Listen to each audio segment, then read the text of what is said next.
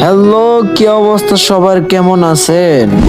আজকে চলে আসলাম মায়ের দোয়া নিউ ক্যাফে 3 স্টার রেস্টুরেন্টে খেতে। আমরা আসতে না আসতে আমার হাসান ভাই একটা ঘটনা করে ফেলছে। সেটা হলো আমরা খাবো যে চাপ আর রান রুটি। সে তা খাবে না, সে খাবে যে ডিম, আলুর ভর্তা আর ডাল সাথে ভাত।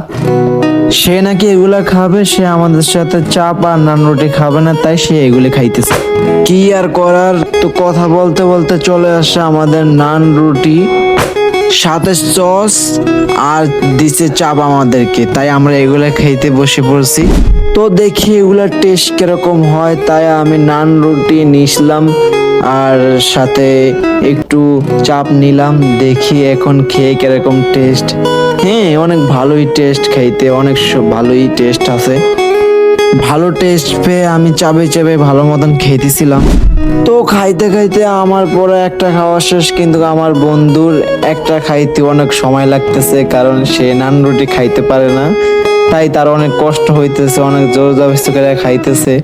আর এদিকে আমার হাসান ভাইও দেখেন, সে অনেক জোর জবরদস্তি করে খাইতেছে। তো ফাইনালি আমরা খেয়ে শেষ করতে পারছি। এখন আমি খেয়েছি, আমার বন্ধু খেয়েছে, এখন হাসান ভাই পরে খেয়ে শেষ করে ফেলছে। সে মুচকি মুচকি হাসতেছে, পারতেছে না কিছু কইতে, পারতেছে না সইতে।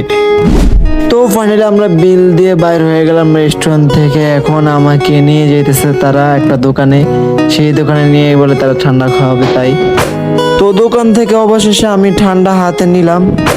তো ফার্স্টে আমি খাইলাম, তারপরে নাইট ভাইকে দিলাম, তারপরে হাসান ভাইকে খাইতে বললাম, সে নাকি ঠান্ডা খাবে না, তাই তাকে জোর জবরদস্তি করে দিলাম, তাও সে খাইতে চায় না।